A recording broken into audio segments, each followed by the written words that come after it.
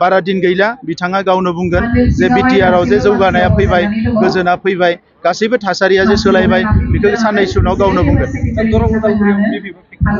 जेबो फेक्टर जाया इयाव एबार बहुत भटआव जोंनि बिजाथिया देरहागासिनो दङ बेयाव खुनु फेक्टर होनाय रावबो कम्पिटिशनाव फैनाय नङा सेल्फ हेल्प ग्रुपनो दिनै 25,000 करि चेक होनाय जादों आरो गासै 6,000 सेल्फ हेल्प ग्रुपखौ जोङो नैबे फाइनान्सियेल इयाराव होनांगौमोन आरो इखौ कमप्लिट खालामबाय दिनै गासै 6,000 सेल्फ हेल्प ग्रुपनो जोङो खोथा होनाय बायदियै 25,000 करि जोङो चेक होनाय जाबाय बिथांमोना जाहाथे रांखान्थिनि गोदान जांख्रिथायाव बाहागो लानो हायो आरो माबा नङा माबा खामानि मावनानै गावसोरनि सेल्फ हेल्पखौ गोख्रों खालामनायजों लोगोसे गावसोरनि फेमिलिखौ मोजां खालामनो हायो बिनि थाखायनो बिटिआर सरकारा जोङो बे सापर्टखौ बिथांमोननो होदों आरो बेवहाय गासिबो माहारिनि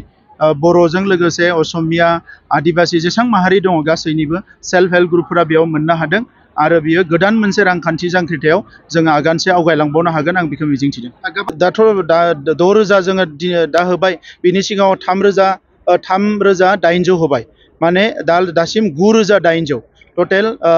9,800 सेल्फ हेल्प ग्रुपनो जोङो 25,000 करि होनाय जाबाय बेखौथ' नोंथांमोनानो नुदों मैया जितु उदालगुरि फैनानै नोंथांनि सायाव अभियोग लाबोदों जितु फट'ल' मोजां बेबायदि स्टाफफोर खिन्थु डेभेलपमेन्टनि जेबो खामानि मावनो हाया दा बेखौ बिथाङा आंजों जिरायबासो मिथिगोन जोंहा हारसिङैनो 35 फ्लेक्सि प्रग्राम दङ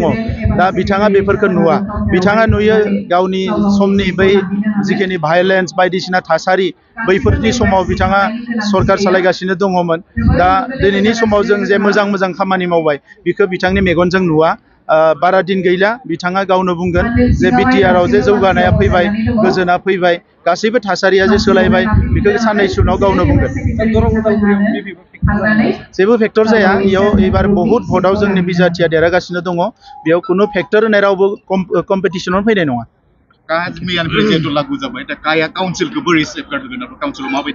जोंनियाव बियो एफेक्ट जाया जोंनियाव बियो इमप्लिमेन्ट जाया 6 सिडिउल काउन्सिलाव बेनि बाहेरावसो जागोन